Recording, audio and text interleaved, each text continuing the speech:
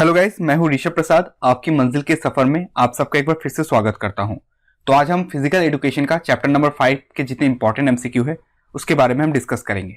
तो chapter number 5 जो हमारा है क्लास 12 का, वो है childrens and womens in sports. ठीक है, तो इससे इंपॉर्टेंट जितने एमसीक्यू है उसके बारे में चलिए डिस्कस करते हैं। सबसे पहला जो हमारा जाता है, which type of motor development take place in the skeleton of the body. तो जो हमारे बॉडी होते हैं उसमें किस तरीके के जो मोटर डेवलपमेंट होते हैं, gross motor development, fine motor development, high motor development या स्मॉल मोटर डेवलपमेंट, अब आपको बताना है। तो इसका राइट आंसर क्या होगा? Gross motor development. तो स्केलेटन के अंदर यानी कि आप दौड़ना, चलना, जितने भी बड़े बड़े काम हैं जो आप बचपन से सीखते हैं वो ग्रॉस मोटर डेवलपमेंट करता है। और फाइन मोटर डेवलपमेंट क्या काम करने का काम करता है? आप हंसते हैं, आप कुछ रिएक्शन देते हैं अपने फेस के थ्रू, ठीक है, आप बोलते हैं, तो ये फाइन मोटर डेवलपमेंट हमारे बॉडी के अंदर करता है, जो छोटे मोटे कामों को करता है। बट ग्रॉस मोटर डेवलपमेंट बड़े बड़े कामों को करता है, जैसे स्केलेटन रिलेटेड, यानी कि आपका बॉडी बड़ा हो रहा है, आप बड़े बड़े जंप लगा रहे हैं, आप बड़े बड़े चीजों को पिक कर रहे हैं, वो ग्रॉस मोटर डेवलपमेंट के अंदर आ जाएगा। तो इस दोनों को आपको याद रखना है। क्वेश्चन नंबर 2 हमारा है, the first stages of motor development in a child is. First stage जो होता है मोटर डेवलपमेंट का चाइल्ड में, वो कब होता है? अर्ली चाइल्डहुड में, इन्फेंटहुड में, HOOD होता है, एडोलेसेंस में या एडल्टहुड में। ठीक है, तो इसका राइट आंसर होगा इन्फेंट में ही सबसे पहले मोटर डेवलपमेंट होना शुरू हो जाता है। इन्फेंट का जो एज होता है, ये मैं आपको बता देता हूं, 0 to 2 ईयर्स का जो एज होता है वो इन्फेंट का होता है। ठीक है, उसके बाद अलग अलग होते हैं, early childhood, letter childhood, adolescence, उसके देन एडल्टहुड आता है। ठीक है, तो ये सब चीज बाद में आपको मैं डिस्कस कराऊंगा। अभी इन्फेंटहुड का आपको याद रखना है, जिसमें सबसे पहले मोटर डेवलपमेंट शुरू हो जाता है होना। The third stage of motor development in a child. तीसरा स्टेज जो होता है motor development in a child, the age of, कितने साल से लेकर कितने साल तक होता है थर्ड मोटर डेवलपमेंट। पहला तो मैंने आपको बता ही दिया, 0 to 2 होता है, ये आपको पता रहना चाहिए। दूसरा जो आपका होता है वो 3 साल से लेकर 7 साल तक का 6 साल तक का होता है, ये सेकंड हो गया, ये फर्स्ट हो गया। और थर्ड वाला जो आपका होता है ये होता है 7 ईयर्स से लेकर 20 ईयर्स तक, 12 ईयर्स तक होता है। तो इसमें से 7 ईयर्स हमको थर्ड वाला लिखना है, यानी कि 7 से लेकर 12 ईयर्स तक। तो ये कोई एग्जाम्पल यहाँ पर दिया ही हुआ नहीं है, तो नन ऑफ दिस होगा। और राइट आंसर ये होगा जो आपका यहाँ पे दिया हुआ नहीं है, 7 साल से लेकर 12 साल तक, ये तीसरा थर्ड स्टेज में। ठीक है ना, समझ में आया आपको? ओके, क्वेश्चन नंबर 4 को देखते हैं। Fine motor development uses the. Fine motor development क्या यूज करता है? Blank muscles for carrying out blank activities. क्या होगा? स्मॉल होगा फाइन मोटर डेवलपमेंट, मैंने आपको पहले ही बताया। ग्रॉस में जो होता है वो बड़े बड़े काम करते हैं, लेकिन फाइन में जो होता है छोटा काम होता है, तो इसमें क्या होगा? स्मॉलर मसल का काम होता है। मैं आपको सिंपली बता देता हूं, fine motor development uses the smaller muscles for carrying out precise activities. कोई काम को अच्छे से करने के लिए, हंसना, जिसमें बोलना, ये काम को करने के लिए इसे किया जाता है। तो आपको इसको अच्छे से याद रखना है। अगर पसंद आ रहा है तो वीडियो को जरूर लाइक करें और सब्सक्राइब करें, क्योंकि हमारा कल ऑनलाइन मॉक टेस्ट है और आप सभी का रिप्लाई बहुत ही अच्छा आया है। कल मैं जरूर आप सभी का ऑनलाइन मॉक टेस्ट लूंगा, जिसमें आप सभी का प्रेजेंस अगर हो तो बहुत अच्छा लगेगा। तो इसलिए आप चैनल को जरूर सब्सक्राइब करके रखें और बेल आइकन को जरूर दबाएं।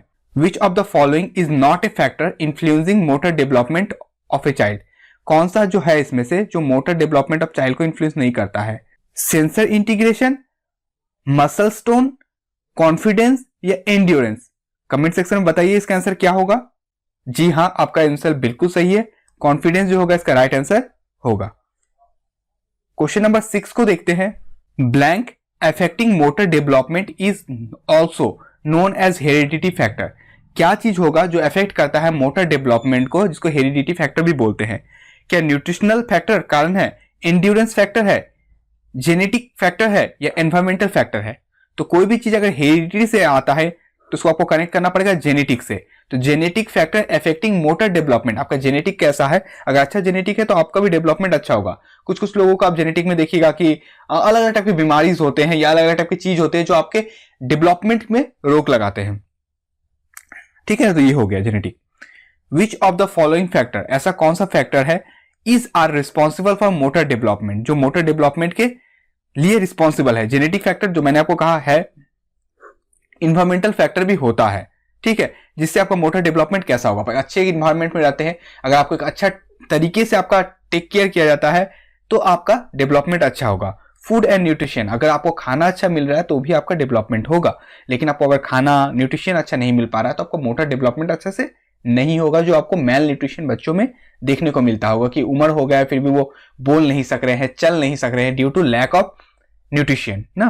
तो ये ऑल अबव द अबव तीनों ही जो है ये इफेक्ट करता है, रिस्पॉन्सिबल है डेवलपमेंट का, मोटर डेवलपमेंट के लिए। ठीक है, क्वेश्चन नंबर 8 को देखते हैं क्या है। Which one of the following activity, कौन सा ऐसा एक्टिविटी है is related to fine motor development. एक ग्रॉस मैंने समझाया, एक फाइन मोटर डेवलपमेंट अभी मैंने बताया।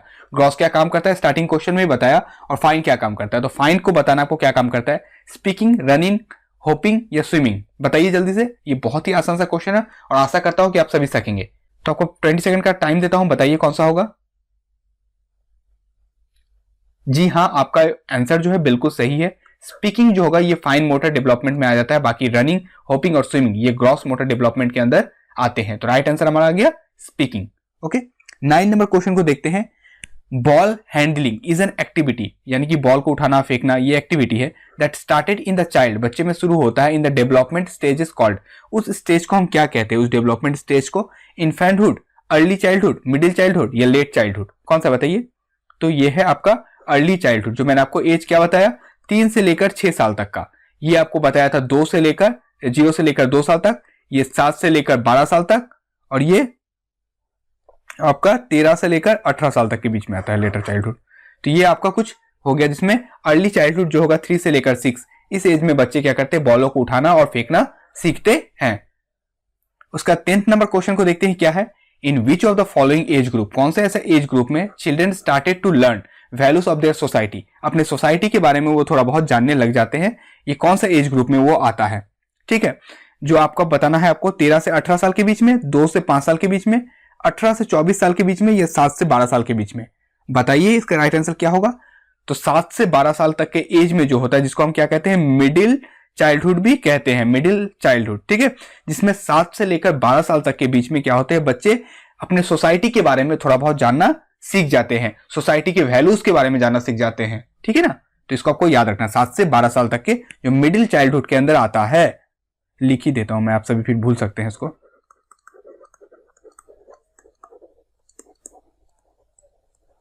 इसको याद रखिएगा, मिडिल चाइल्डहुड ये एज है आपका। ठीक है, एज हो गया।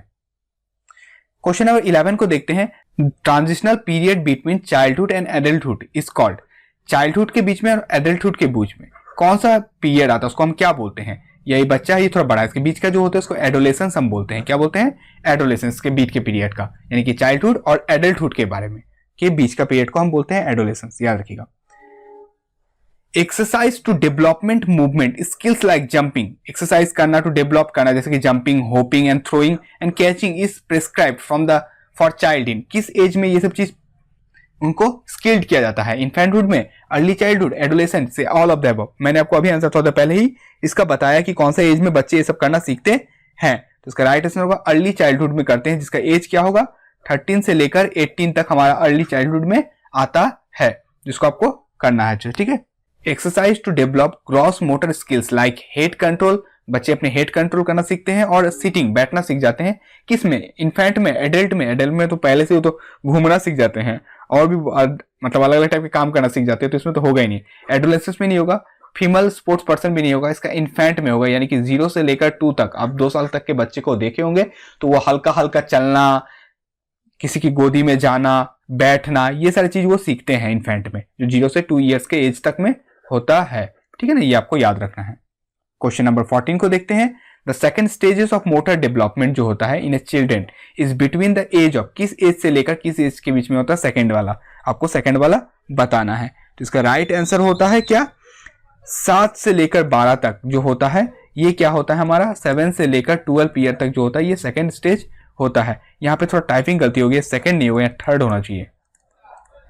ठीक है, सेकंड अगर आपका रहता तो 3 से लेकर 6 तक रहता, जो यहाँ पे एक भी ऑप्शन में दिया ही हुआ नहीं है, इस वजह से यहाँ थर्ड होगा। ठीक है, third stages of motor development, जो मैंने आपको थोड़ा देर ऊपर ही बताया था कि 1 स्टेज, 2 स्टेज और 3 स्टेज में क्या क्या एज होते हैं, जिसमें बता देता हूँ 2 इसमें आपका हो जाता है, सेकंड स्टेजेस में हो जाता है 3 से लेकर 6, और थर्ड स्टेज में हो जाता है 7 से लेकर 12, और फोर्थ स्टेज में हो जाता है 13 से लेकर 18। ये 4 आपको स्टेजेस याद रखने हैं और उनके एज ग्रुप को आपको याद रखना है, दिमाग के अंदर इसको अच्छे से रिकॉर्ड करके रख लीजिए। ठीक है ना, तो मॉक टेस्ट का जो हमारा टाइम रखा गया है, यानी कि संडे के दिन रखा गया है, 6:30 में आप सभी को ऑनलाइन आना है और यूट्यूब में कनेक्ट हो जाना है, जिसमें कि हम आपसे लाइव टेस्ट लेंगे वहां पे। तो आप सभी का प्रेजेंस मेरे लिए बहुत ही मायने रखता है, आप सभी को इन्वाइट रहा, आप जरूर आए, ठीक है। Which one of the following exercise, कौन सा एक्सरसाइज होता है, will be the most appropriate for the 11-year-old child. 11 साल के बच्चे के लिए कौन सा एक्सरसाइज जो होगा वो बिल्कुल अप्रोप्रिएट रहेगा। क्या ट्विस्टिंग करना, साइकिलिंग करना, पुलिंग करना, या playing high intensive outdoor game खेलना। तो उनके लिए सबसे बेटर जो चीज रहता है वो है साइकिलिंग करने से उनका फिजिकली, मेंटली, हर चीज के लिए बहुत ही बेहतर होता है। तो साइकिलिंग करना उनके लिए 11 साल के बच्चों के लिए सबसे बेटर एक्सरसाइज है। 60 नंबर देखते हैं, blank is are the period of accelerated growth. कौन सा में सबसे ज्यादा बच्चे एक्सेलरेट, बहुत स्पीड में ग्रोथ होता है उनका, हर चीज का ग्रोथ किस टाइम में होता है, एडोलेसेंस में, अर्लियर चाइल्डहुड में, दोनों में ही, या सेंसेंस में। तो इसका राइट आंसर होगा एडोलेसेंस और अर्ली चाइल्डहुड, यानी कि बोथ ए एंड बी, ये दोनों ही आंसर सही है, जिसमें बच्चे का जो एक्सेलरेट होता है उनका ग्रोथ का बहुत ही अच्छी तरीके से, बहुत ही फास्ट तरीके से होता है, ठीक है। 70 नंबर क्वेश्चन को देखते हैं, the precaution of blank should be followed if you have the postural deformatives of round shoulder. आपका अगर राउंड शोल्डर यानी कि गला तो थोड़ा इस तरीके का रहता है, झुका हुआ, तो इस तरीके के डिफॉर्मेटिव्स के लिए आपको किस तरीके की चीजों को अवॉइड करना चाहिए। क्या टाइट क्लॉथ को अवॉइड करना चाहिए, keeping the body straight while carrying weight, जब आप भारी उठाए तो आपको बॉडी को सीधा रखना चाहिए, बैलेंस डाइट खाना चाहिए, या not put extra on the leg muscles, या आपको एक्स्ट्रा वेट नहीं डालना चाहिए अपने लेग मसल्स के ऊपर। तो ये तो होगा भी नहीं, प्रॉपर डाइट भी नहीं होगा, ना ही स्ट्रेट आपको वेट लेते समय करना होगा। इसका होगा avoid wearing of tight fitting cloth, आपको बहुत चापा वाला ड्रेस नहीं पहनना है जो आपके हेल्थ के लिए अच्छा नहीं होता है, आपके राउंड शोल्डर के लिए बिल्कुल अच्छा नहीं होगा, इसलिए आपको टाइट फिटिंग ड्रेस को अवॉइड करना चाहिए। थोड़ा जीन्स पैंट भी जो होता है ना, बहुत ज्यादा टाइट का आप यूज ना करें, वो भी उतना अच्छा नहीं होता है हेल्थ के लिए। एटलीस्ट थोड़ा बहुत ढीला रख सकते हैं, बहुत ज्यादा भी मैं ढीला नहीं बोल रहा हूँ, एटलीस्ट थोड़ा बहुत, ठीक है। उसका नेक्स्ट क्वेश्चन देखते हैं, the inclusion of physical activity is the lifestyle will lead to. एक जो फिजिकल एक्टिविटी करते हैं अपने लाइफ स्टाइल में, तो ये क्या होता है, इससे क्या होता है, growth and development of child होता है, करेक्शन ऑफ पोस्चुरल डिफॉर्मिटीज, जो इसमें प्रॉब्लम्स है, बीमारियां हो, दूर हो जाते हैं, या कॉग्निटिव उनका एबिलिटीज बढ़ता है, या ऑल ऑफ द अबव, या चारों होता है। तो इसमें से right answer all of the above, उनका ग्रोथ भी होता है, उनका कोई बीमारी रहता है तो वो भी दूर होता है, उनका कॉग्निटिव एबिलिटी भी बढ़ता है। तो ये 3 तरीके के डेवलपमेंट होते हैं अगर आप फिजिकल एक्टिविटी अच्छे से करते हैं। इसलिए घर पे बैठा मत रहिए, जिन लोग हमेशा घर पे बैठे रहते हैं थोड़ा वॉक करिए, थोड़ा दौड़िए, इस तरीके की चीज से आप बहुत ज्यादा फिट अपने आप को महसूस करेंगे। एग्जाम के बाद अभी जरूर करिएगा, ठीक है ना। 90 नंबर क्वेश्चन क्या है, which one of the following is not correct about the motor development के बारे में कौन सा गलत कथन है, आपको बताना है। It involve development of the bones and muscle, ये इन्वॉल्व करता है डेवलपमेंट, आपका बोन और मसल का काम करता है, मतलब डेवलप करने का काम करता है। हाँ, तो ये बिल्कुल सही है, ठीक है, नॉट करेक्ट आपको खोजना है।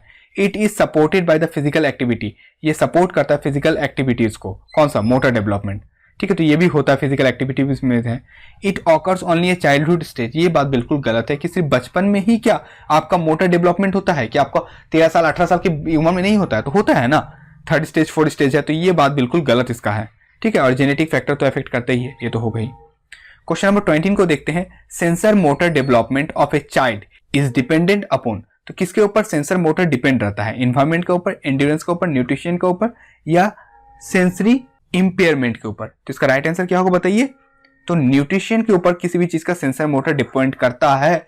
आपको कैसा खाना मिल रहा है, इससे आपका डिटरमाइन माइंड करेगा कि आपका ब्रेन का विकास कितना हो रहा है। बहुत ज्यादा जंक फूड खाइएगा तो आप थोड़ा लेजी हो जाएगा, ज्यादा पढ़ने का दिल नहीं करेगा, तो हेल्दी फूड वेजिटेबल्स खाइए, आपको एग्जाम से पहले आपको पढ़ने का भी ज्यादा दिल करेगा। इसलिए मैं बोल रहा हूँ कि एग्जाम के समय आपका खाना के ऊपर भी आपको बहुत ध्यान रखना है, आप किस तरीके का, आप अगर ज्यादा हेवी खाना, ज्यादा चिकन मछली खा के अगर खा लेते हैं रात को, तो आपको बहुत जल्दी नींद आएगा, क्योंकि उसको डाइजेशन करने के लिए आपकी बॉडी को बहुत ज्यादा थकान हो जाती है और वो सोना चाहता है। तो इस वजह से हेवी मील ना करें, लाइट फूड वेजिटेबल्स का ज्यादा कंजप्शन करें, जिससे आप ज्यादा घंटों तक पढ़ पाएंगे और एक अच्छे मार्क्स टर्म 1 में लेके आएंगे। और आपका प्रिपरेशन तो अच्छा खासा चल ही रहा है, और इस प्रिपरेशन में मैं आपके साथ हमेशा रहता हूँ। सो मिलते हैं आपसे अपने अगली वीडियो में, तब तक स्वस्थ रहें, मस्त रहें और मुस्कुराते जरूर रहें। कल लाइव टेस्ट है, आप सभी का पार्टिसिपेशन होना बहुत जरूरी है। बाकी जो भी क्वेश्चन है उसके बारे में हम डिस्कस करेंगे कल। तो बस आज के लिए इतना ही, हंसते रहिए, मुस्कुराते रहिए और देखते रहिए आपकी मंजिल। जय हिंद, जय भारत।